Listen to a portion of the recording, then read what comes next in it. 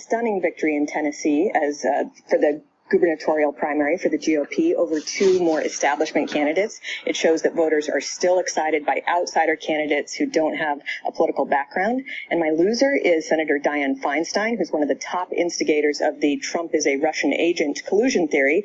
And she was being driven around for 20 years, we learned this week, 20 years by a staff member who was sharing information with the Chinese. This while she was heading up sensitive intelligence investigations in the Senate.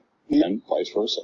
But a recent poll did show that business owners, 71% of them approve of tariffs on China. So even among the business community, it's not just that people are opposed to them. Some people really support the idea of going after. And the question is how that translates politically, and we don't yet know. Well, the more you focus on China, the better it is politically for the president. I think there's no doubt it played a part in his getting elected, and it could be used by Republicans in 2018.